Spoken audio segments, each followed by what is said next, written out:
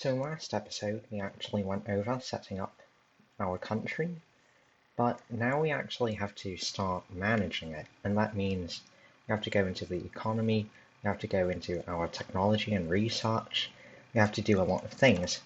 So the first thing that you'll want to do is you'll want to pull up your stats screen, which acts as kind of your nation interface. So you can pull it up, and you'll see that down here there's an arrow. So you can click on this arrow, and you can actually scroll through all the various tabs that we have. So the budget, the economy, technology, and this goes all the way through politics, and at the very end should be military. So it's quite in depth, but you'll get the hang of it. So you can see on each of these tabs we actually have the same format and same code markdown that we saw earlier with the resolve event, and we can actually input all of these, that is, as a command. And whoops, my selector really isn't working, but you can see that this is an actual command that we can input. So let's bring up the stats screen again. Let's go back to the start. So the first thing you'll want to do is you want to set a tax rate. So if you want to earn money and have like a stable income from turn to turn, you have to set the tax rate. So we're actually going to set this fairly high. We're going to set it at 50. And your tax rate will impact your stability. Tax rate actually comes from your actions. So how much money you earn per turn comes from your actions, as opposed to your population or other metric that you would have. So now that that's changed, we can go back to our stats screen, and you can see that we have it as 50. We'll earn £991 next turn. We go here, we can see how much stuff we're going to earn next turn, which is essentially nothing except for knowledge. And that's because of our pops bonus. So each type of pop does a special sort of thing, and you can see that in your pop screen, which is actually pops view. So you can see each of the pops that we have in each of our cities, and then we can just type pops to see what they actually do. So they gave us 10 knowledge from faculty. So if we go back to, okay, that's trade, and this should be technology. So we have to start researching and actually using up that knowledge, because knowledge doesn't stack. It's a kind of funny resource, but it doesn't stack, and it actually resets each turn. So we go here, and we can bring up a full list of all the technologies that we have to research. And again, you can see which ones can actually be researched, because they will show up in the list, and you can see that they have something next to them. And let's say that we want to research early colonial administration so we can expand faster. Then you can just type that out, administration, and you can see that it will take us 2 turns to finish researching it. And if we go to our research tab, you can see that we've used up 1 out of 3 of our research slots, and we can actually keep researching various things in here. So we can go for improved metallurgy, and we can plus 10% national manpower sounds pretty good, so we're going to go for that.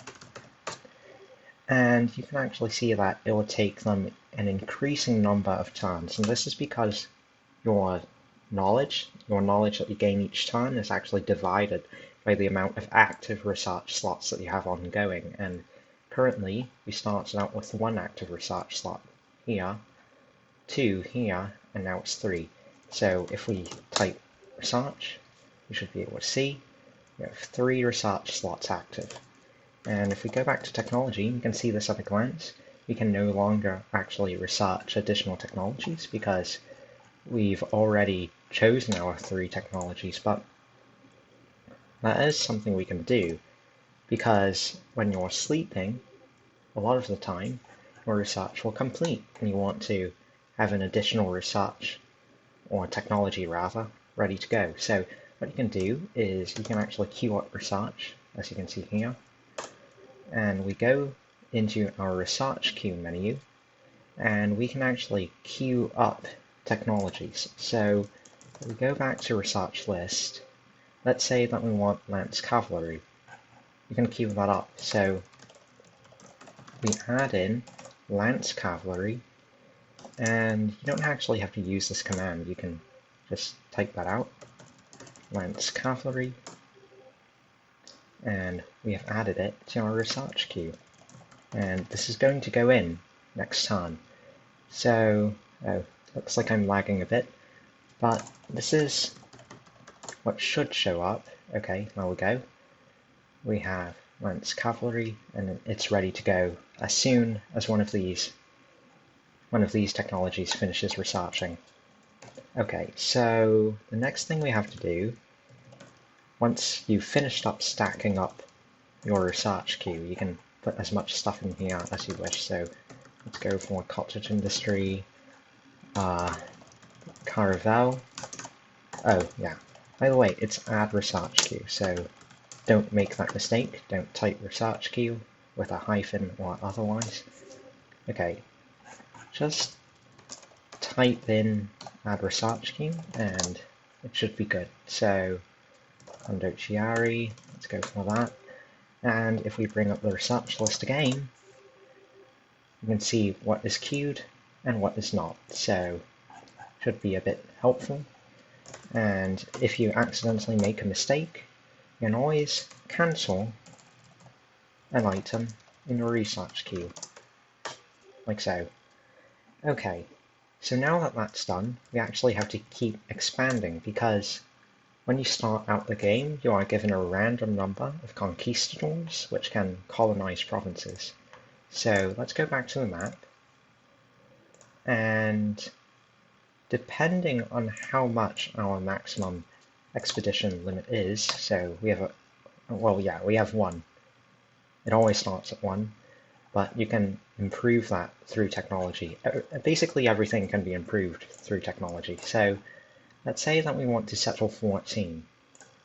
What we can do is we can type settle 14, and you'll see it will take them 1 turns, it will take an additional 2 turns to colonize, and if we go into our expeditions, we can choose to recall them, but remember, if you recall them, then you won't get the unit back, basically. So you have to think of it that way.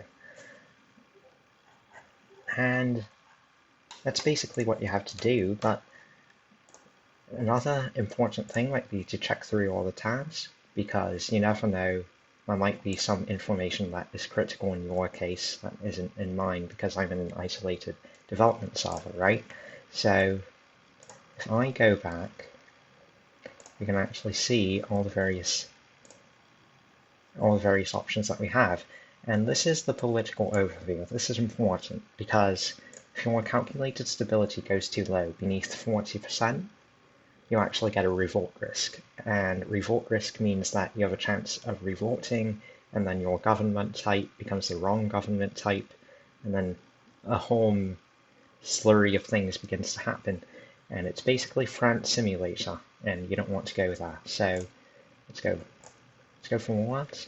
So here's the world market. If you need additional resources, you can just go to the world market, and you can actually buy any resources you want. So you don't have infinite money. I gave myself more money, but you shouldn't have this much. But you can actually just buy certain amounts of goods. So let's buy some iron. We might need that. So let's buy 3 actually. And you can see that we bought it for £5,677. And if we go back, you can see that that has now been deducted from my balance. So let's go back to the stats screen, which is, the overview of your country, and you can see that we have actions. So actions are what gets taxed. So you don't want to use too much, but of course it's your first turn, and actions stack later on so you can afford to save. But in this case, we need to use them. So I'm going to use 4 of them, no, actually 3. on mining, and you can see that we get resources, and we're going to use the remaining 2 to get lumber, well, wood.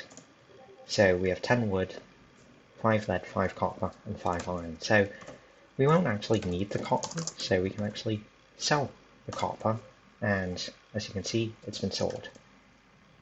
So now the next thing we want to do is we want to go into our capital city, and our capital city, as you remember from last episode, was Crosser K.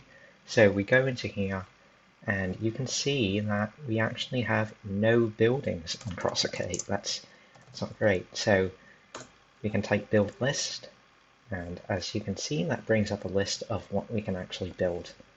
So we want to get sawmills because this produces lumber, and lumber is needed in a lot of other buildings, especially neighborhoods, which are needed to continue growing our city. So let's build sawmills, sorry. Let's build sawmills across the K, and you can see that because we have the resources, it has begun to construct.